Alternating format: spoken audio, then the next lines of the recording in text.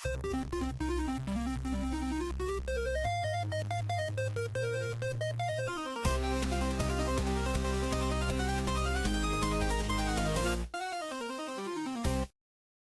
and welcome back to the Sugar Side Podcast. I'm host. I'm host is crazy. Me host. Me co-host. Fuck. Okay. Oh, I only had one lesson. Hey, welcome back to the Sugar Side Podcast. I'm Garrett. I'm Trey. What's up, guys? Welcome back. Welcome back, everyone. Let's get right into it. Trey, how was your week, buddy? It's been good, man. Just work, Labor Day weekend, nothing crazy. But I think you Yeah, have had a barbecue? much more interesting week than I have. So why don't you tell us about that a little bit? Yeah, that's my daughter Buffy was born on August 24th. See, I'm so bad at dates. I gotta stop growing this family just so that there's less dates that I have to remember.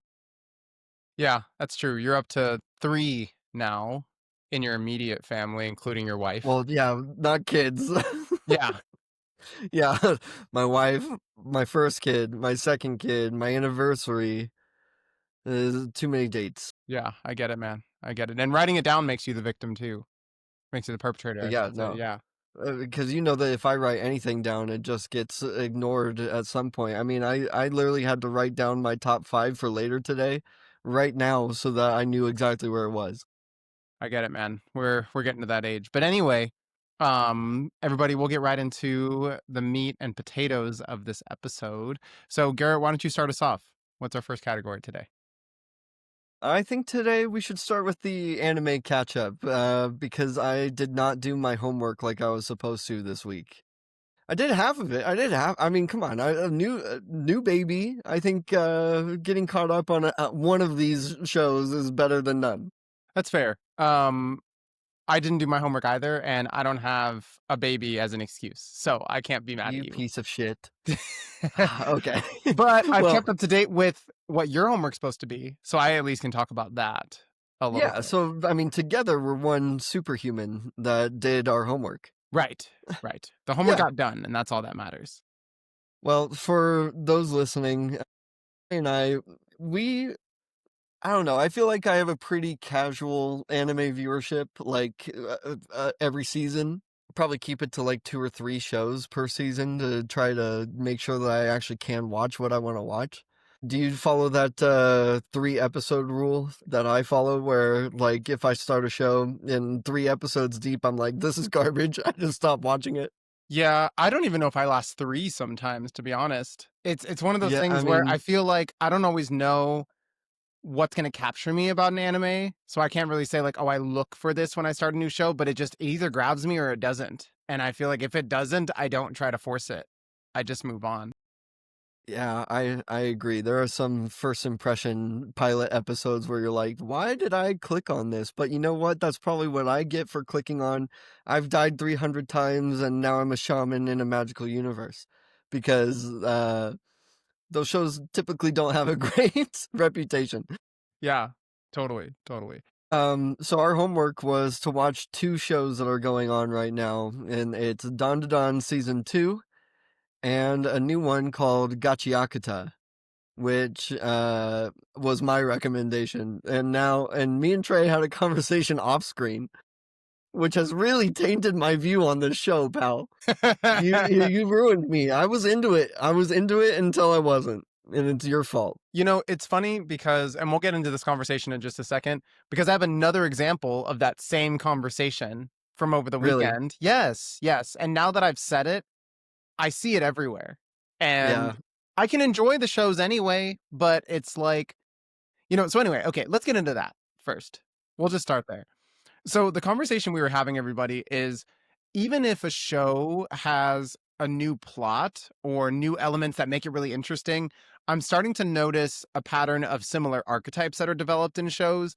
And it's hard for me, having watched anime for so long, to not compare them to those old characters and not like them as much because they're not those old characters. And so for Gachiakata, how do you say that name? I always hear people Gachiakata? Okay. Flame us in the comments if we're I just call incorrect. it the trash show. Like, it's the That's show fair. about trash. So I'm like, I wanna watch my show about garbage. Yeah, yeah, yeah, yeah. No, that's a The good same way one. I say Dandandan is my dick and balls show. By the way, anyone who hates on Dandadan, we'll get into that in a second. Don't. You haven't watched it at all. It's good. Okay, we'll talk about that in a little bit. Well, I wanna know if you notice any similarities in archetypes in Dandadan, but we'll get to that later. I Yeah. wanna but let's start with Gachiakata because you infected my brain with what I now am referring to over and over again as, the Demon Slayer conundrum because of our history with Demon Slayer, because Demon Slayer season 1, everyone was going crazy for it, and we gave it a shot, and we were like, "What's the hype?" Like, Yeah. Yeah. and yeah, we had an issue with it because of so many things it was drawing from Naruto, and we love Naruto, so it's hard to, like, move on to that other show and not make those comparisons, and now that you've brought that up, now I'm making comparisons from Gachiakata to Demon Slayer, which is killing me, it's just killing me, I'm very pissed off. Yeah. Yeah. And like I said, like the plot from what I've watched is really good. I'm interested to see where it goes. I think it's going to be a really good story. The characters are fun, like they're enjoyable, but Tell the audience what I said to you when I was trying to recommend the show. Do you remember my talking points, like, the things I liked and what drew me in that I relayed to you? remind me. I'm sure I'll be able to pick it up when you start talking, but remind me. I liked that the music in it was all, like, heavy metal. Yeah. Yeah. I liked that the first episode had this, like, tropey romance thing that was squashed instantly. It was like, "That's not this kinda show." Yeah, you never like Like those either. You call those yeah, out in no, every show that we watch. You never like the mm, tropey romance pieces. That's no, very like, on brand.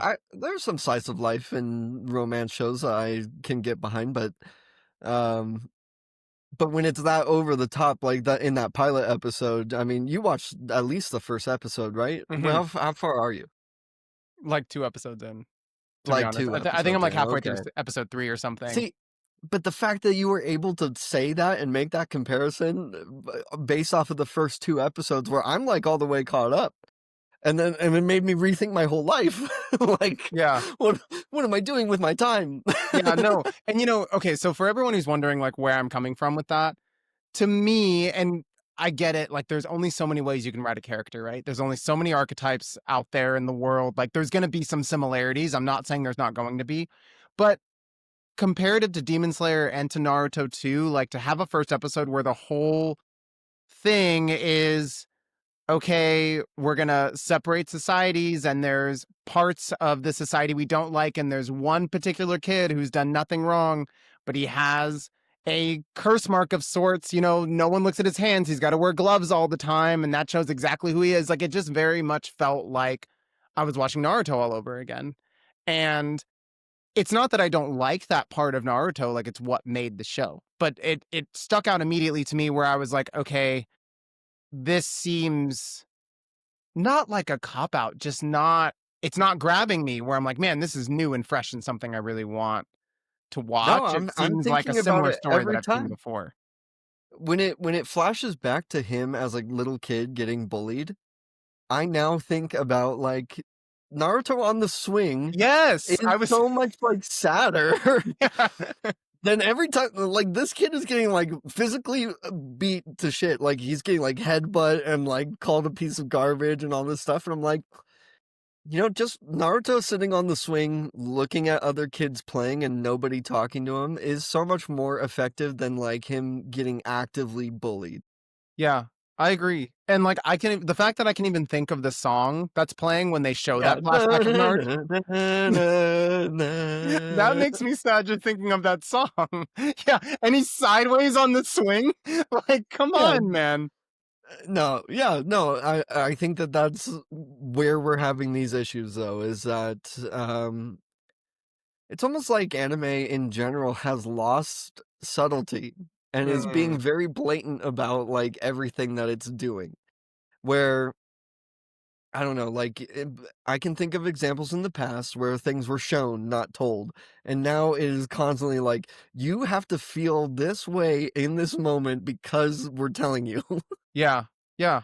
I can totally see that. I think the subtlety is lost a lot. I think the nuance is lost a lot where there's no there's no debate on like what an episode was supposed to make you feel or written to make you feel, or I feel like there was always different perspectives on how people saw things that happened in anime, and now I feel like everyone sees the new gens the exact same way. And in some ways I feel like it makes the fan bases a lot closer because if Sure, they like it, there's no interpretation. It's right. just like this is how it is. Yeah, if they like it, they really like it, and they all like it for the same reasons, but that's just not how we grew up. Those aren't the series that we grew up with, and it's just like a very different vibe. So to answer your question about Dandadan, I don't. By the way, anyone who calls it Dandadan, don't listen to I the theme do. song. Anyway, No, no, no. but you have a My friend named friend Dan. That's different. my friend is named Dan, so it's fun to go, "Hey, Dan, do you wanna watch Dan Dan Dan?" Yeah, that's different. For people who like listen to the theme song and listen to how it's pronounced, and then say like, "Yeah, I'm watching Dandadan," I'm like, please. Please. Anyway, that's a tangent for another day. Um, I Wait, don't. but before we move on to Dandadan, I feel like Yeah. we talked about some negatives with Gachiakita, and I wanna say some positives, and Okay. this is positives that go for a lot of these new gens, including Demon Slayer, right? There's no world where I can sit back and be like, "This animation sucks." Yeah. Like, because it's just not true. The animation is great. Like, the sweatshops that they're running on that studio is amazing because they're just actually killing it. Yeah. No, they're doing a really good job, and they look beautiful, and the fight scenes are really good. The color is really good. Like the things that I hear people talk about outside of story, like you said, are 100% true. I can't And hate I'm on that at further in all. the show. The fight scenes are animated really well, and it has some cool concepts. There's some things that I'm interested in still, but as far as like tone and everything about the show, now I can't get Demon Slayer out of my head. Inception is possible. I hear you, man. And for everyone out there who's like, you've watched 2.5 episodes, you haven't gotten through the show, you're right. And it is my homework, and I should have been caught up by now. So I will promise to I Garrett as would well as promise to you guys that by next time I will have the show completed and we can have a completely different conversation about it, or not. But at least I'll have the perspective of actually watching the show. Because right now I probably just sound like a hater, which is fair. well, That's okay. I have to be a little gracious to myself because I talked to you about this too, which is that last season of anime was so dog shit that the fact that this was even semi-consumable was, like, enjoyable for me. I was like, "Oh True. my gosh, a show that isn't Solo Leveling," because I hated Solo Leveling so much. My favorite I've thing that I been. watched last season was Shangri-La Frontier, and that was Mm, a really fun show, and in that show, I can say that the animation is not great, but it was yes. just more enjoyable for me to watch that, and Solo Leveling had great animation, but I fucking hated that show. Yeah. So, a little taste of something Naruto adjacent felt good. And the same thing that we can talk shit about in terms of like, oh, this reminds me of this show and I like this show better. It's part of what hooks me in a way too. Like I understand what you're saying that like even though we can say, oh, this reminds me of Naruto or this reminds me of Demon Slayer or these other shows, man, why do they do that? I'm still watching. So like, GG's to them. It obviously they know like what we're looking for. I can talk shit about it all day long, but I'm still gonna watch the show. So like I really can't say anything at the end of the day. Um, but Alright, yeah, I think we can move into Dandadan now. okay. My first question to you on Dandadan, other than we'll get into the similarities because that was an interesting topic, Hmm. but theme song? Theme song compared to the first season?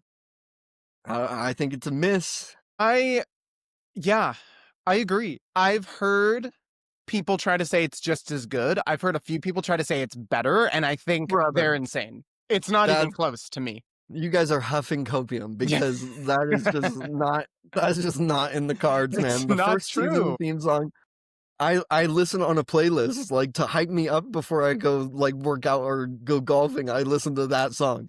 I am not putting this one on. No, no. It's a completely different vibe, and I don't know if they just made the first theme song to really grab people before the show like got going or what, but the first theme song is legendary. It's one of my favorite openings in recent memory. of any Shout out show. to Creepy Nuts. If you wanna listen to any other theme songs that they've done, they've also done, Mashal and Muscles, which is really a fun show too. Um, yeah, Creepy Nuts. I actually listened to their songs on Spotify. That's awesome. No, it's really good. No comparison, season 2 to season 1, to be honest with you.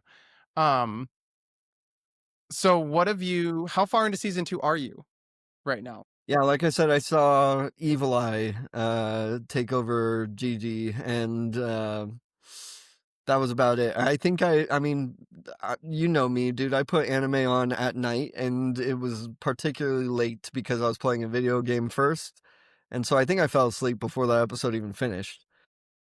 They were in that, like, house dimension. Mm, mhm. Yeah. Did they, have they where did it end? Where did it leave off? Because to be honest, they're in that house dimension thing for a minute. That goes on for a little while. I would say almost immediately after Evil Eye took over Gigi. Like, yeah, he got his persona, and that's about what I saw. No, that's cool, man. The So I too will make a promise to my best friend Trey and the audience, which is that I'll catch up on Dandandan. I was trying to watch it with Dan, but he's in Spain Oh, for like the rest of the month, gotcha. so I should just watch it. You should just watch it. It's an easy watch. It's good. I like Evil Eye's powers a lot. I think that soccer ball thing that he kicks around is really cool. Um, and you know, I won't give away plot spoilers, obviously, because you're going to watch it. But one thing that I did see on TikTok that I thought was an interesting take is someone was bashing Dandadan for trying to be too different and like having the color scheme and having the characters be the way they are in like a way to like bring eyes, but they were making it negative where they were almost saying like you're doing too much over the top because you think it's what's going to get eyes and it's almost like fake. And Hmm. I couldn't disagree more. I Yeah, think the art style is one of the first things that drew me to the show. Was like it's very fluid. I really enjoy how I mean, the whole point is that he's fast. I like how fast things feel in the show. yeah, yeah, that's animated really really well and I think the fact that everybody's powers has a separate color palette to where who's like powers you're watching I think is really cool. Um and I'm just colorblind, so maybe I missed that part of it, but yeah, I guess. yeah, it's like what's face Gigi's is or Evil Eyes is like purple Mhm. and um I always forget the main character's name. Okaroon? Okarum, thank you. He's red primarily when Turbo Granny takes him over, and there's like um Miss Ayase is like a green tealish color. The girl with the pink hair is like pink. Like they all have their You don't own say. color. The pink hair girl is Pink hair pink? girl. Wow. Yeah, You she's wouldn't pink. If you wondered if she changed color, she doesn't. Her hair tells you what color her powers are. Um and yeah, there's similarities in archetypes for sure. Like there's a lot of tropey romanticism, especially like end of season 1 into season 2, like that continues. But I feel like they don't go into it too much. Like it feels more real life to me. I feel like I could see myself in a middle school, early high school aged kid in these situations, and it doesn't feel like overdone over the top. Okay, okay. I feel like it's more enjoyable to watch in this show in particular, where it actually ties into their character development as kind of co-heroes, without being like nauseating to where you're like, why are we writing about this? Like, I don't feel like it takes away from the show, personally. Okay, okay. Yeah. Well, it sounds like both of us have our homework to do, and then we can revisit Dandadan and Gachiakata by the end of their seasons and give a full recap. But at least we know where we are. I need to go back and finish Odd Taxi as well. Me Like now that you too. told Me me, too. yeah. So we can continue the anime talk on another episode. Yeah, that sounds good. We'll come back and talk about Odd Taxi too, because we both got to finish that. In And the I'm really meantime, enjoying that. oh yeah, Odd Taxi is a really good start. So I gotta go back and finish it because it's so recommended for so long. I just You gotta sit down and do it. Totally. Gotta sit down and do it. Yeah, Okay. in the meantime, how about you guys leave us your thoughts on either Gachiakata or Dandadan Season 2 and let us know if there's any other anime this season that are maybe sleeper hits that we should give a look, because I tried a few that I was like super not into that were in the most popular for Crunchyroll happening right now, and I was like, I don't know. Yeah. So, Yeah. But let us know. Maybe you'll put us onto something. There's so many anime out there, and we'll give them all a shot. We'll give them dude, all a that's the shot. thing about anime, dude. There's so many of it that like most of it is bad. Yeah. Yeah. Yeah, Like a lot yeah. of like a lot of it is really So bad. much of it is bad. I started one where I was like, "Is this whole thing AI generated?" Like, I just, like, am I in the Matrix right now? Anyway, That's so um, funny.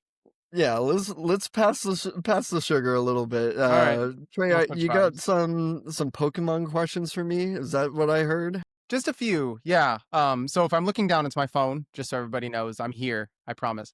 Um, so with Legends Zeta A coming out, I actually didn't realize until like last week that it's dropping next month, which is crazy. Jeez. And it's the new bundle game on the Switch too. So it'll be $50 including the system. It'll be 80 without. RIP to me, I just got a Switch 2 last week, so I'll be paying $80 for it, which does not feel You're good. such a traitor, dude. I thought that we were in it together. You No know, Switch 2. I was emotional because I knew that my best friend was having a baby, and I I just so can't afford a happened Switch 2 right now, you monster. you don't want Mario Kart anyway. I just so happened to go on my Target website, and when I saw it was available and it's 3 minutes down the street, how do I not jump on that? I was like, "What do you mean you have them? You haven't had them for 6 months." So yes, I got one, and shout out Mario Kart, man, they did it again. That shit's amazing. Um and no, I'm not ready to play any of you from the audience on Mario Kart. You will trash me. Give me a few months to actually get used to the game. But anyway, Pokemon ideas or questions, I should say. Most of you have probably seen the new Mega Evolutions that have come out. As far as I know, there have been 3 officials. And I kind of wanted to get Garrett's thoughts on them. And Garrett can pull them up as we go along so we can take a look at them. But we I mean, have Dragonite so far. trash. We have Trash, dude. Victory Bell I so far, Victory Bell I and like, but I just don't know where I would put Victory Bell on a team. yeah, Why am I using a Victory Bell? yeah, and the last one that I didn't bring up off camera, that would be a surprise, that we'll do last, because I actually like this one a lot, is Mega Halucha got one, I saw that and one. you saw that one. Yeah, the Rey Yeah, that Mysterio one's look, I think it's definitely really that's cool. goated. That's actually the best one so It's far for it's sure. really good. Did you see the animation they did with fighting Machamp?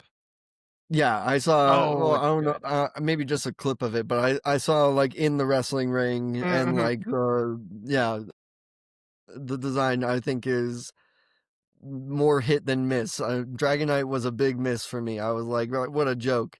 Yeah, I know they say that it's supposed to draw or make it more look like Dratini because originally it doesn't look like its line. And so they try to say the wings on the head and the pearl on the tail is supposed to be like Dratini. Dragonite has wings on its back. Now it Why has not just make the wings it has bigger? two, it has two It sets of wings. is, I don't know. There are times where I'm like, am I the only this is what drives me crazy about stuff like that, okay? Especially working in the profession that I work in. I know how many people have to say yes for it to go to production. A lot of So people do you said know how yes. many people looked at that and were like, "Fuck yeah, dude, that is that That's is really fucking cool." awesome, dude. Yeah. That's yeah, it's approved, it's approved. I'm like, approved, "No, dude. It's dude, crazy. no." One person, it takes one person to be like, "I don't know if I like this," and then they have to do the whole thing again. So everyone was just like, "Yeah, okay, cool." Or like not a single person said, "What's up with the wings on its back?" Like Yeah, no no, one questioned that at all. yeah, no, everyone was just on board. Bunch of bootlickers over there at Game Freak. I swear to God, one So, of you needs to stand up and do the right thing sometimes. so obviously, Dragonite was not our favorite. We can have this discussion in the comments if you guys want, but we do not approve of Dragonite. I don't disagree with you that Victory Bell doesn't really fit on a team. I mean, I guess it depends on if But you could play with a victory bell. I'm just saying that, like, so with megas traditionally, if you're in a battle, you get to use a mega once. Mhm. So, like, you could have multiple Pokemon on your team that could mega. And so my question is, if I get all those choices, why am I choosing in the middle of a battle to mega evolve my victory bell? It just seems like kind of like a meh That's choice. fair. That's fair. Do you if you had the option to mega evolve more than once in the same battle, would that change whether you have a victory bell or not? Because I assume that Why Bayleef's not? not gonna be your starter, or Meganium's not gonna be your starter. So Oh, well, I think you can make that assumption just because I've been a Totodile fan since I right. was 8. Well, you need a grass type, Um, so Actually, how old were we when we played Crystal? Were we like 4? 5? mm, yeah, probably 5 or 6. Yeah, 5 or 6? Yeah, no, I've been a Totodile fan for 25 years. Yeah. I think maybe I'll be choosing Totodile if I Yeah. get to play, because again, I'm penniless over here, and the Switch 2, I don't know if I can justify buying a machine that I know is just a Pokemon machine for me, because, Yeah. like, uh, I don't know, there are other games I would play. The Donkey Kong Bonanza game, if you haven't gotten that yet, if you have a Switch 2, you, and Mhm. you haven't played or bought Donkey Kong yet, I don't know what's wrong with you, because that would be my first purchase.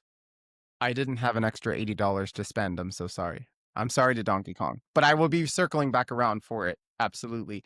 And I asked the Victor Bell question because we don't have official gameplay, or at least, like, we don't know how it's gonna work exactly yet, but from the gameplay I have seen, it seemed like the Mega Evolution was on a timer similar to the moves. So I don't know if once the timer goes down again, does that reset your ability to Mega Evolve? Or, like, if I change in Pokemon, do all the Pokemon that can Mega Evolve, can they, like, once per battle, or as long as that timer still has time on it? Like, I don't know how that works. Because I know with the fluidity of the battling in this game, instead of doing like a true turn base, you like have moves that you use as you're moving around the battlefield, but they like recharge after you use them. And it looked Yeah. like the Mega Evolution was kind of on a similar scale, but maybe just slower. So it'll be interesting to see if you have the option to Mega Evolve more than one Pokemon in the same battle. That's true, yeah, and you know what? I wonder how much size plays into this game, because from the brief gameplay that I did see where they were moving around and, like, trying to dodge in real time kinda stuff, Hmm.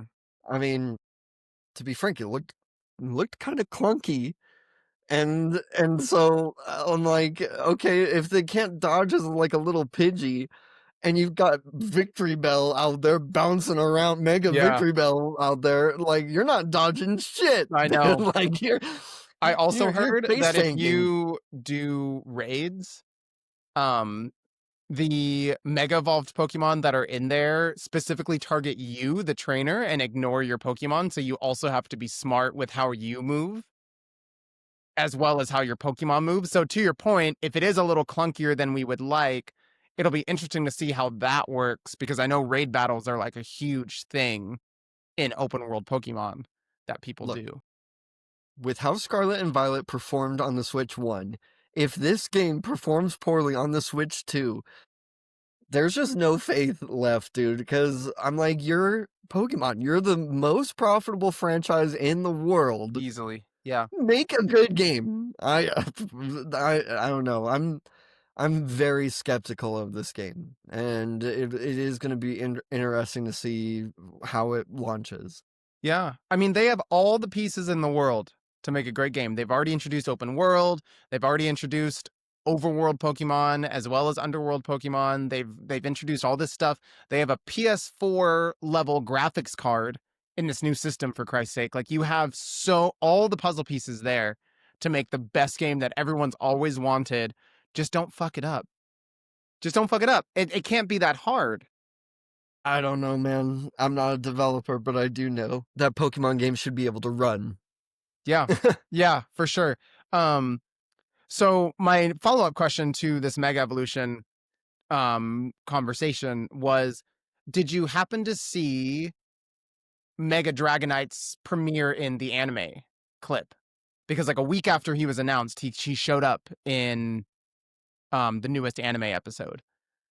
And Didn't I personally, I'm not saying I like it. I still don't like it, but I liked him moving a you lot like Mega better Dragonite, than don't you, Sinister. I Squidward? don't. I don't. But he looked better moving than stock shots. I don't think he'll look good in the game because obviously the graphics Yeah, are going to be very different than a TV animated show. But in the show, sure. I didn't hate it as much as I thought I would when I saw the announcement that he was going to be in the episode. Gotcha. Okay, I'll give it a look. Or I'll they. I'll I'll see say about it. they. There's two genders Yeah, of whatever. Dragonite. Sorry. Sorry, everybody. Well, with that, with talking about games, I think that's probably a good transition for us to pass the sugar one more time into our top. Or did you have more questions? No, no, that was it. I had another question, but it wasn't Pokemon related. So we can save that Gotcha. for the Okay. end.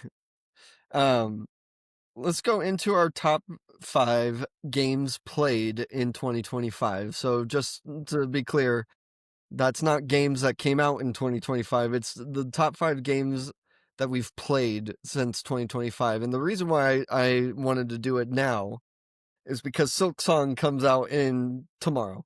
Until In tomorrow. tomorrow. Yeah. And Silk Song has been a game on my list for a long time, and like a lot of other people. Hollow Knight came out like 7 years ago. And that's an amazing game. And so, I mean, just to get started, I have 3 honorable mentions that I wrote down, and one of them happens to be Hollow Knight because I've been trying to beat it again before Silk Song.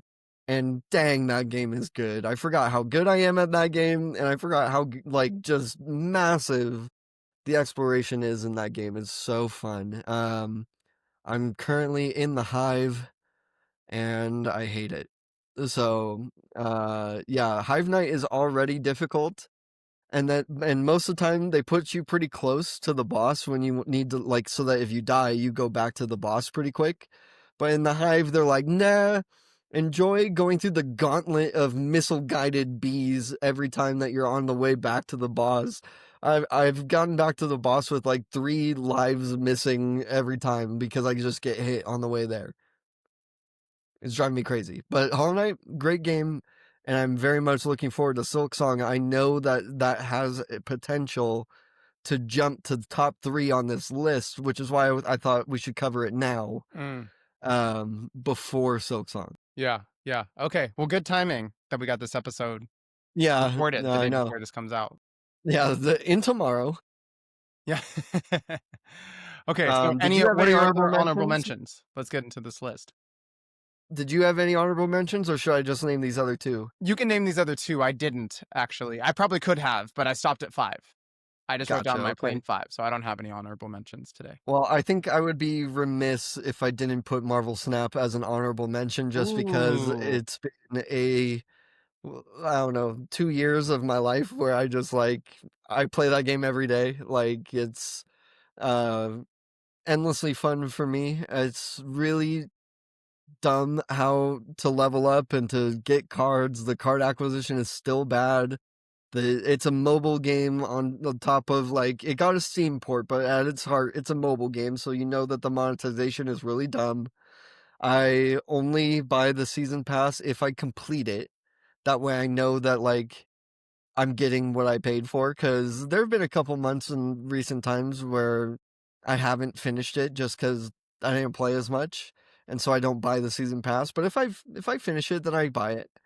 Um, that is just a really easy turn your brain off game for me to play. I mean, rounds are 3 minutes long. Yeah. No, I hear you. Very quick. I feel the same way about Pokemon TCG Pocket. Shout out my Pokemon TCG Pocket fans. You still Um, play that? from time to time, but you talk about shitty card acquisition. Oh, yeah, I Oh my know. god, dude. It takes That's why I so stopped. long to only get 2 packs a day in a 24-hour period is insane. They have to make it better. They have to No, make it better. I agree. That's one of the reasons why I got out. I was like, I'm already invested in a game with shitty card acquisition. I don't think I need to do Yeah. it again. Yeah, and I really took the time to build a deck that I was like, "Man, I could play this deck frequently," and I won frequently, and then I got put into a tier where it was all, like, level 3 people that just bought their cards, and they're just Hmm. unbeatable decks, and I'm like, "Dude, if this is what the game's gonna turn into because the card acquisition is so bad, like, I'd rather just not." Every once in a while, I'll go back in because they change the packs like every like month or so. So I like to see what the new cards are and like what region they're in because they switch regions pretty much every pack change. But other than that, I haven't been playing like nearly as much just because it was too Gotcha. slow. It wasn't, but it's kind of that same like shut your brain off, fun little way to like just like end the workday type of deal. But I hope they Kill change some that at time. some point because I really Yeah, like that game. Marvel Snap and my toilet are a combo that go very well together. Fair. Um, my other honorable mention here is also a card game, and that's Balatro, and that's just because Balatro has been very fun as well.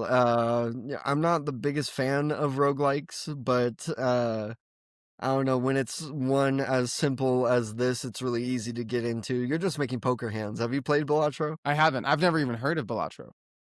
Balattro's really fun. I got it for free on the PlayStation, and I immediately bought it on my phone for $10, just Wow. so I could like play it on in another way, because it's very fun. I like to make big number go brrr, and so when you're up in the billions, you're like, I'm unstoppable. It's the combos that you can do in that game are really fun. That's cool. That's really, really cool. Yeah, so that's my last honorable mention. I didn't put it in top five just because the games that I've played this year have been pretty baller. So Yeah. Yeah. Are we trading off? Do you wanna do, like, yeah, 5 let's and then trade my off. And 5th how and about kinda go back we and forth? go five to top? Yeah, that's So what I was thinking start too. at your bottom. You go first, and then I'll go. Okay. So, number 5 for me is a big throwback, but once the Switch 1 was kind of slowing down in terms of new game production, they were getting ready for the Switch 2, I really got into emulators because I already had a Nintendo eShop account and it was free. So, on my Nintendo 64 emulator, my wife and I played through Banjo-Tooie for the first time since we were like 5 years old. And honestly, that game holds up. It's so much fun. I love how you can use both characters, both Banjo and Kazooie, to do different missions. I love how massive the world is. I love the boss fights. Even though the all the voices of the characters, they just speak gibberish to you and you have to read it. Their voice changes make me laugh every time. Um, and it's a really fun game to play that as old as it is, it has a lot of replayability. I feel like I can get lost in that game for hours. Um, and the fact that it's the same platform as Donkey Kong 64 is hilarious because anyone who's played that game, you're basically playing the same game, which is also really funny that back then they got away with that and nobody blinked twice about it. I'm surprised that you put Banjo Tooie over Banjo Kazooie. You liked the sequel better. I think, yeah, I liked Banjo. I liked Banjo Kazooie for sure. I think Banjo Tooie story is a little better, and the worlds you get into is a little more fun. It just felt like they went back to the drawing board and just improved on what they already had in Banjo Kazooie. As Gotcha. similar as it is, I just felt like the sequel was a little better. But I did play Banjo Kazooie, the first one, also Gosh, this those are past year. both games I haven't played in forever either. So so it's worth the revisit, huh? Yeah, I think so. It's similar to like replaying Mario 64. I feel like it's kind of a similar feel where it's like you can always go back to it and it's like, man, this is just like I remember it, and it's a Gotcha. fun time that you've done it before, you can do it again, but if you just need a couple hours to kill, it's fun to just run around and do some missions and stuff. So that's my number 5. What you got? I need to very quickly say one last honorable mention because I forgot that. I mean, it could be tied, I guess. Maybe this is tied for my number five spot, but it's specifically because me and Dan take turns playing games, and when I play, he watches, and when he plays, I watch. And so my Mm, number five spot is a game that I played, but this year was one that I watched him play. But I think that it should be tied with my other number five that I'm about to say because I played it, which is I played Final Fantasy 16 Mm, and he played God of War Ragnarok. So if I was gonna be fair, I think I'd tie that because I watched God of War Ragnarok this time. It's a game I've played. It's really good. And watching him play it again, I was like, dang, it actually is that good. Like, yeah. God of War 1 is one in 2018 is one of my favorite games. I love that story and the Norse mythology and everything about that. So Ragnarok, when I first played it, um, I thought maybe it fell a little short of God of War 2018. And when a sequel falls a little bit short than the original, I don't know how to feel about it. But this time around, I was like, you know what, this story is really pretty good. Um, I think that the same flaws that I had with it the first time apply because I was like, man, when you switch to Atreus, that game is just not as fun. Like I'm sorry, but I came to play as Kratos. Yeah. Like, he, Make no I mistake. don't want. This is Yeah, you guys, you messed up because I don't want to play as the little teenage boy. I like Loki's fine, whatever, but no, I'm there for Kratos. So I have a flaw with like half the game because you have to play as Atreus a lot, and so it's mm, like, dude, not for me. give me Kratos. But Yeah. the story in that game is ridiculously good and worth a mention. But I have to tie it with Final Fantasy 16 because for the total opposite reason, I hated that game. I, it was such a love hate though, Yeah. because the actual combat in that game is super fun and it's similar to God of War Ragnarok. You got combos and like different like stance switches, weapon switches that you could do Hmm. to keep things going. And like I said, I like making big number go brr, and you do that in Final Fantasy 16. But that game's story sucks so much ass. I hate that game story. It's so long. They talk forever. And I am a broken person when it comes to like these kind of games where I have to do every single side mission Mm. and every single one, I can't think of any single one of them that I liked. Every side quest sucked. It was just like little fetch quests, Yeah. super boring. Hated it, but I Was love that the it. one with the super long cutscenes that were like 30 minutes long, or is that a Dude, different one? no, there were times where it was like, okay, let me just beat this boss and then we'll be done. And we beat the boss, and then like an hour would pass of us watching a movie, and it was just like I wanted to go home, and I can't save, and that was mind meltingly like boring stuff too. Like all of the voice acting is bad.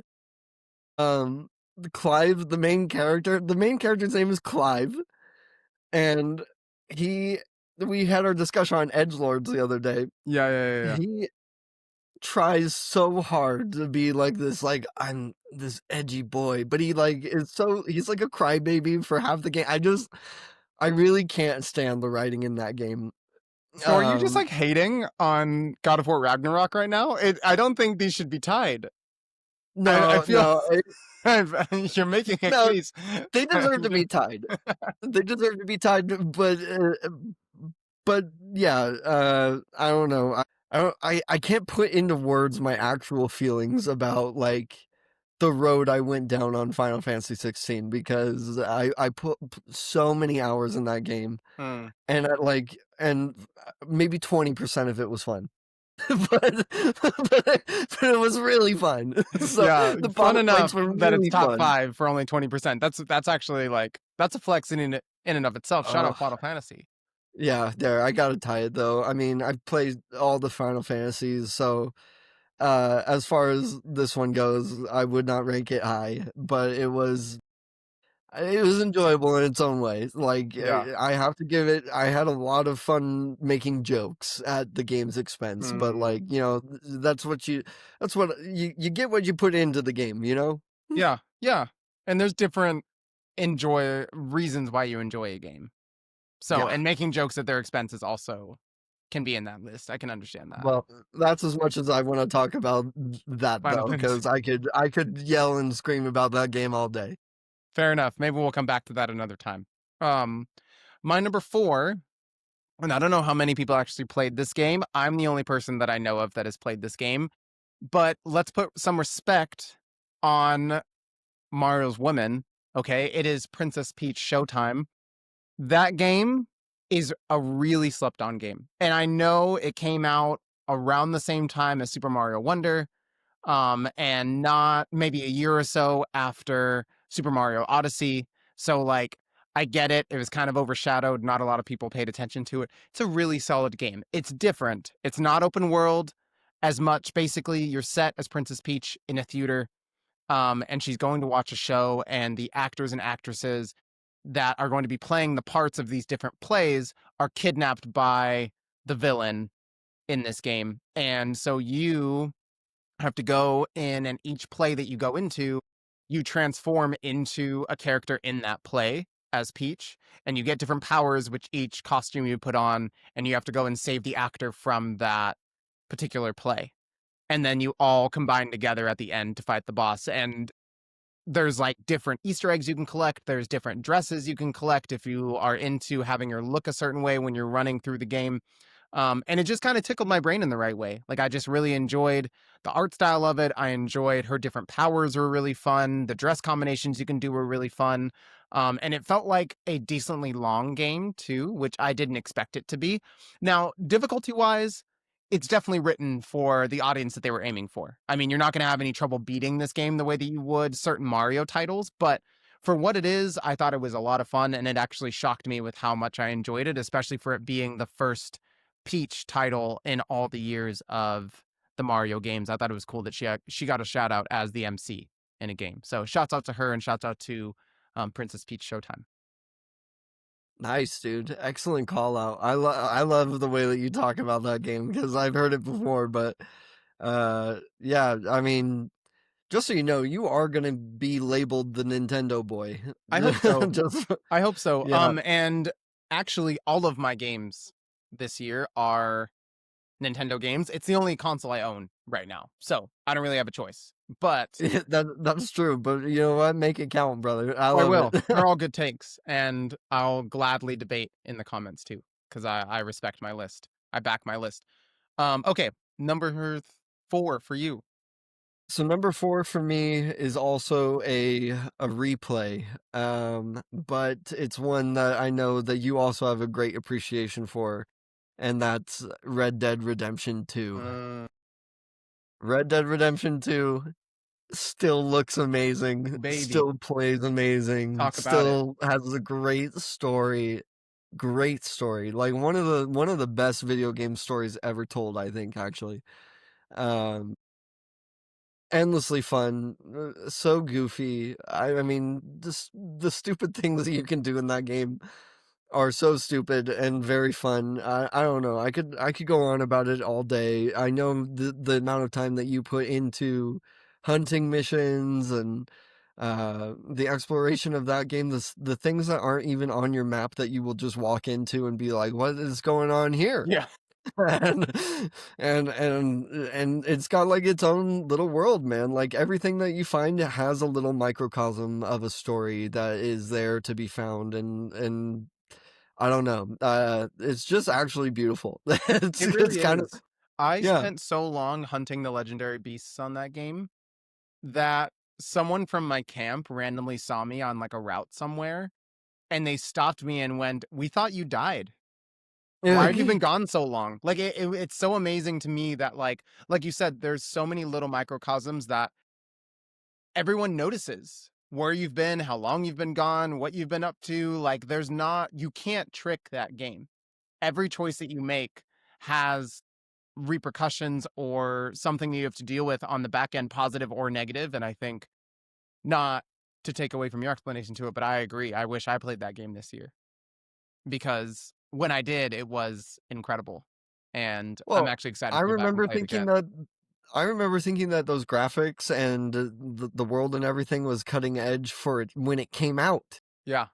Yeah. And that standard is still so good, dude. Yeah. Like it Yeah. just looks great, and like it's crazy that a lot of games nowadays like can't get to that level, 100%. and it's wild. Like that is that should be where the bar is, dude. Is Red Dead 2 is just still spectacular, and 100%. I'm very happy I got to go through it again this year. Yeah, shout out to Rockstar. I'm excited for GTA 6. I've heard some not so Well, good things yeah, about if it it, ever comes out. but yeah, I've heard some not so good things about it, but I'm really excited for it. I mentioned this last time when I was talking about Princess Peach Showtime, but Super Mario Wonder is my number 3.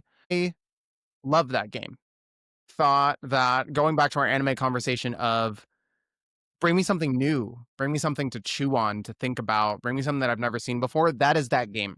The amount of changes that the wonder creates in the world, each level you play is bananas. The graphics are really good, the color's really fun. There are levels where you get the wonder bubble and you pop it and you're giant and everything is small. There are ones that you're tiny and everything is big. You go black and white and you have to return the color. You turn into a caterpillar that's walking through a 2D maze. Like there's so many different things that they came up with this game, and I felt like I couldn't put it down. I think I beat it in like 2 days. Like I literally couldn't stop playing it, and I haven't felt that way about a game in a really long time. So shout out to Super Mario Wonder. I don't feel like enough people talk about that game either, but it's definitely one that I'm going to replay in the near future because it was really, really fun and I enjoyed it a lot. That's always the best part about Mario games is when that they really can do anything in them. Like, Yeah. Yeah. the creativity is what makes those games fun, and like the different mechanics are always like the draw. Totally. And I think so much focus is put on the open world Mario games that, a profile 2D-esque Mario game, like we've had so many of those. What are you going to do? Even going into that game, I'm like, what are you going to show me?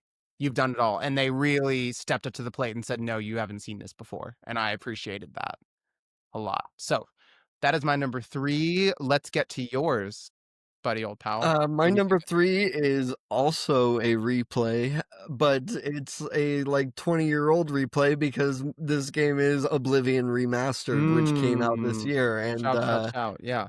Oblivion is one of the first like big open world RPGs that I ever played in my life. I played a lot of Oblivion, but you know what's funny is like you think back to those early days and you're like, did I ever beat Oblivion? Yeah. And For I real. don't think I did because I beat Oblivion this time around, and the reason why it's at number 3 is because it gave me all of the like old feelings that I had about like Elder Scrolls back. Like I was having a great time. It was like I was playing Skyrim for the first time again and all this. But at the end of the day, Oblivion is kind of like a perfectly average game. Like there's only so much you can do with a remastered. It's an older way to tell stories through video games, and yeah, I don't know, like, it was fun. It was just as glitchy and stupid as every other Bethesda game because, there's only so much you can do with it, but, I had a great time. I had a great time going Awesome. through Oblivion again. I did all the side quests, the Thieves Guild, Dark Brotherhood, main quest for what probably felt like the first time. Wow. And that main quest was not great. Like, it was actually kind of boring, and, like, every single Oblivion gate looks exactly and plays exactly the same.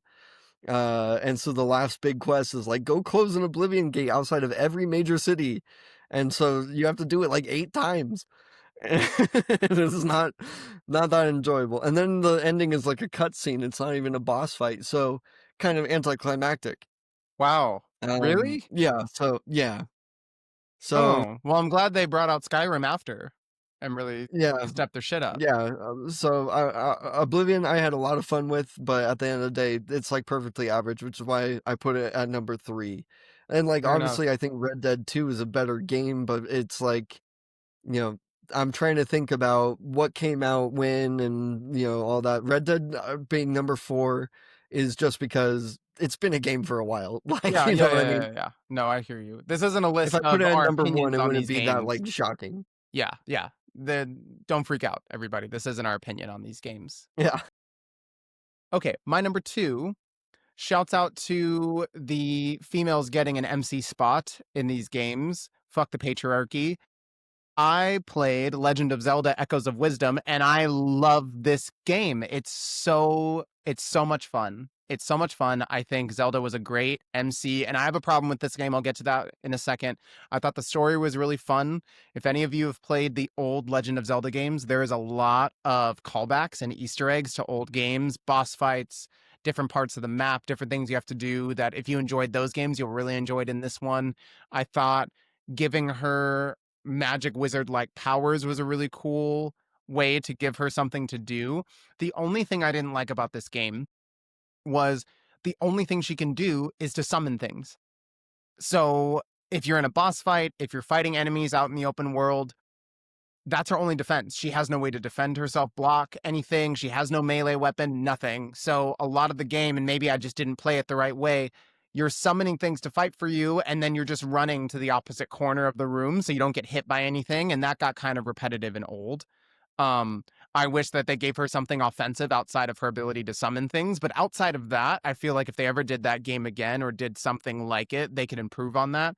Otherwise, I thought it was a really cool addition to the Legend of Zelda franchise in a really different way, especially following up from Tears of the Kingdom, where it was like they gave you the most beautiful Legend of Zelda game you'll ever see in your life. And then they go back to a 2D flat game. And it's like that can be a big jump to make and not make it shitty. And I thought they did a really good job at not making a shitty game out of that. So that is my number 2 spot for this year.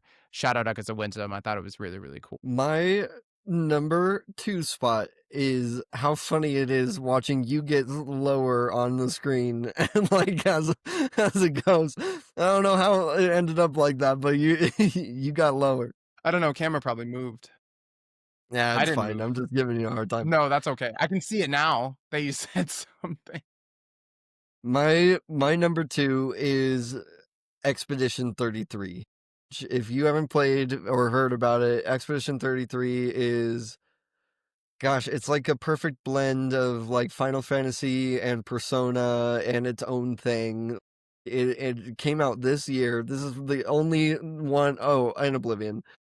I was gonna say it's the only like new game that I've played that came out this year where I was like, oh yeah, that's pretty hot. Landing parries is such a way for me to get into a game. I'm such a Dark Souls boy that Mhm. like landing parries and dodges and perfect things like to that's how you do your defense. You've got 4 people that are playable characters. It's turn-based combat. You know me, I've Pokemon my whole life. Turn-based combat is superior. And so, like, I don't know, and this game had everything that I wanted out of a game, and the music was so stupid good. Like, as soon as you got into a fight, you were like, "Oh, I'm hyped. I'm hyped up." Like, the moment hits instantly. The art style is really great. I really I could sing this game's praises all day. Definitely deserves number 2 on my list. Fair enough. If I've this heard other good one things. wasn't as good as it was, it would probably be number 1. Wow.